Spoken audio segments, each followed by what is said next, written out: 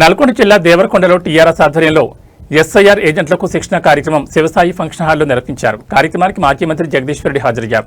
Party సభ్యత్వ నమోదు కార్యక్రమంలో పాల్గొన్న టీఆర్ఎస్ నాయకులు ఆర్ఎస్ ప్రవీణ్ కుమార్, మాజీ ఎంపీ బడుగుల లింగ యాదవ్ బీఆర్ఎస్ ఎన్నికల కమిషన్ తీరుపై అనుమానం ఉంది, తేజస్వి యాదవ్ గెలుస్తాడని సర్వేలు చెప్పినా బీజేపీ ఎలా గెలిచింది, దేవరకొండలో టీఆర్ఎస్ కు ప్రజా మద్దతుంది, కేసీఆర్ ను మళ్లీ ముఖ్యమంత్రిగా చేయాలని పార్టీ శ్రేణులు కోరుకుంటున్నారు. ఇప్పటికిప్పుడు ఎన్నికలు జరిగితే దేవరకొండలో టీఆర్ఎస్ అధికారంలోకి వస్తుంది. 1,00,000 మంది చంద్రబాబు, 1,00,000 మంది మోదీలు కలిసి వచ్చే హైబ్రిడ్ ముఖ్యమంత్రి రేవంత్ ఫ్రీ మ్యాపింగ్ ప్రక్రియను అధికారులు గదుల్లో కూర్చొని నిర్వహించారు. అధికారులు వినట్లేదని తన స్వభావాన్ని బయటపెట్టుకున్న ముఖ్యమంత్రి రేవంత్ రెడ్డి హిట్లర్ను ఆదర్శంగా చెప్పుకునే మూర్ఖుడు ముఖ్యమంత్రి రేవంత్ రెడ్డి, కిషన్ రెడ్డి ఇద్దరు డ్రామా ఆడుతూ తిట్టుకుంటున్నారు. డ్రామాలో భాగంగానే మీనాక్షి నటరాజను రాజ్యసభకు రాకుండా చేశారు. కేసీఆర్ ఇచ్చిన కరెంట్ను కూడా సక్రమంగా ఇవ్వలేకపోతున్నారు. రోడ్లకు తట్టడి మట్టి కూడా పోయలేదని కాంగ్రెస్ ప్రభుత్వంపై నిప్పులు చెరిగారు.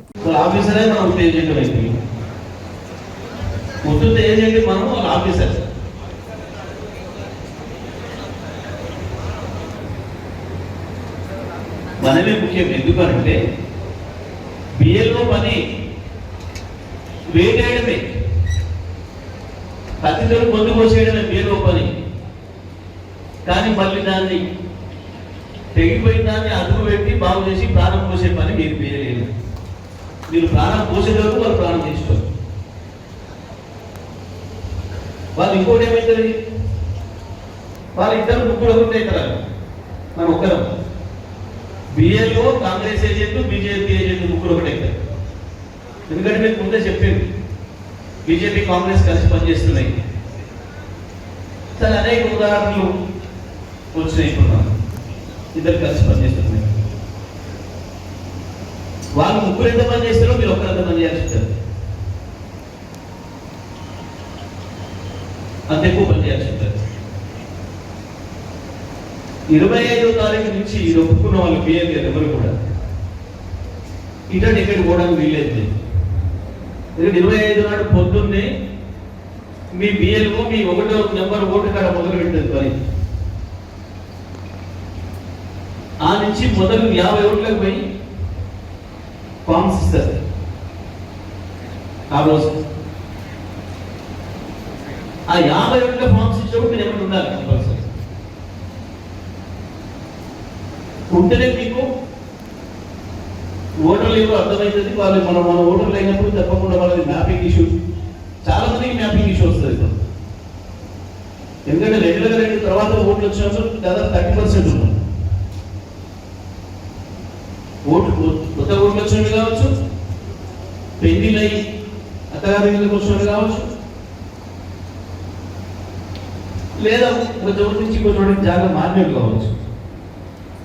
మీరు ఇక్కడనే 3 సార్ల నుంచి దేవరకొండల్ని ఓటేసినా మీ ఓటు మ్యాపింగ్ లో 7 లక్షల మంది ఓటు ఉండి కూడా మ్యాపింగ్ అయి కూడా అవకాశం ఉన్న ఓట్లను కూడా తీసేసి దుర్మార్గం ఓటు చేయాలి. 27 లక్షల ఓట్లే కనుక ఉంటే మళ్ళీ మమతనే 4వసారి సీఎం అవుతుంది.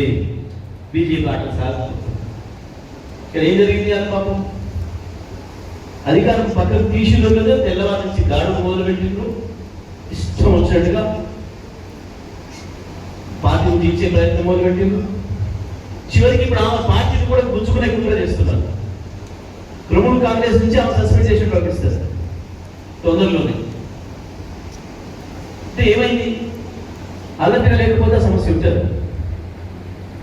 మనకు ఇంకా కొట్లాడే అవకాశం.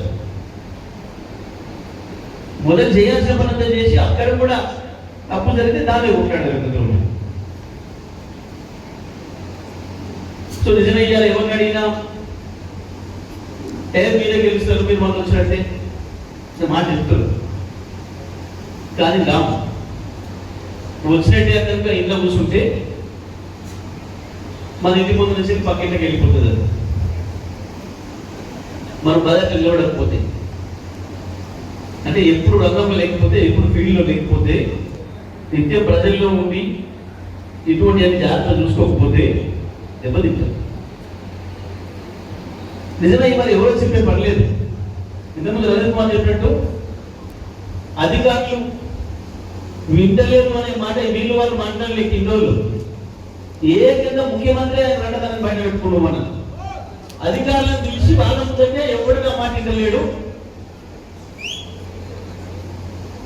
వాడు ఏం సినిమాలో ఉంటే అపరిచిత డబ్బులు వేరే పెట్టరు. ఒక నిమిషం ఇటు మాట్లాడతాడు వాడే. మొన్న వారి కిందనేమో నేను హిట్లర్ వారసుని, అందుకనే ఏసు పారేసిన మొత్తం ఎక్కడెక్కడ వాళ్ళని తిక్కలోళ్ళు ఆ ఇజ్రాయెల్ ఇరానోడు గంతంత ఖర్చులు పెట్టి గట్ట కాంగ్రెస్ కొట్టుకుంటున్నారు. రోడ్ల కాంట్రాక్టర్లు మొదలేరు, చివరికి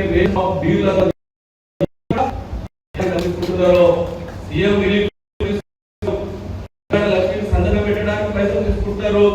కార్యకర్త నుంచి మరి ఎక్కడ చూసినా మరి డబ్బులు లేకుండా ఏ పని కూడా జరిగే పరిస్థితి ఈ రోజు దేవరకొండ నియోజకవర్గంలో జరుగుతూ ఉన్నది. దీన్ని దయచేసి మనమందరం గమనించాలి.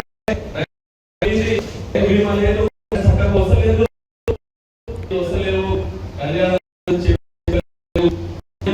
చెక్కులు ఎంత దుర్మార్గం. ఇతర పార్టీల వాళ్ళది ఎవరైనా చెక్కులు వస్తే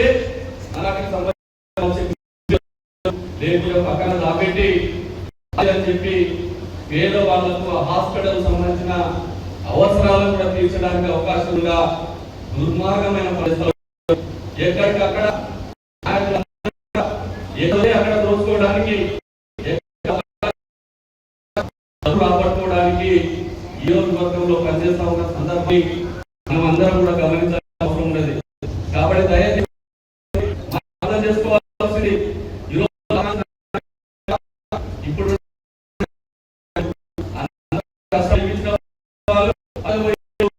మన నుంచి పోయిన దొంగలు అక్కడ చేరిరు. ఈ రోజు వాళ్ళంట నాయకులుగా చలామణి అవుతా ఉన్నారు. ఎలాంటి వాళ్ళు ఎన్నికల్లో ఆయన పరిస్థితి ఎట్లుంటుందో ఆ పార్టీ పరిస్థితి ఎట్లుంటుందో అర్థం చేసుకోవాలి. కాబట్టి దయచేసి మీ అందరికీ ఒకటే గెలిచినప్పుడు కానీ ఎప్పుడు కూడా మిమ్మల్ని వదిలేసి ఎక్కడికి పోలే. ఇక్కడ ఉన్నాం, దేవరకొండలోని అందుబాటులో ఉంటున్నాం, అన్ని మండలాల్లో తిరుగుతున్నాం, కార్యక్రమాలు బ్రహ్మాండంగా నడుపుతున్నాం. మన నియోజకవర్గాన్ని ఈ జిల్లా స్థానంలో నిలపడానికి మరి మనం ప్రయత్నం చేస్తున్నాం. ఇక్కడ పార్టీ కూడా బలపడది. గ్రామాలలో చాలా ఉత్సాహంగా మెంబర్షిప్ ఎప్పుడైతుందా ఎప్పుడు చేద్దామా అనేక ఫోన్లు రోజు మాకు వస్తా ఉన్నాయి. మెంబర్షిప్ స్టార్ట్ చేయండి సార్, తొందరగా మనం కొత్త కంపెనీలు వేసుకుందాం, మన పార్టీని ముందుకు తీసుకుపోదాం, ఎన్నికలు ఎప్పుడు వస్తుందో అని ఎదురు చూస్తా ఉన్న సందర్భం ఈ రోజు మన దేవరకొండ నియోజకవర్గంలో టిఆర్ఎస్ పార్టీ నాయకులు కార్యకర్తలు అందరూ కూడా ఎదురు చూస్తా ఉన్నారు. కాబట్టి దయచేసి మీ అందరికి ఒకటే మనం చేస్తా ఉన్నా, మనం అందరం కూడా ఒకే త్రాటి మీద ఉండాలి, ఒకే మాట మీద ఉండాలి, ఐకమత్యంతో ముందుకు పోవాలి.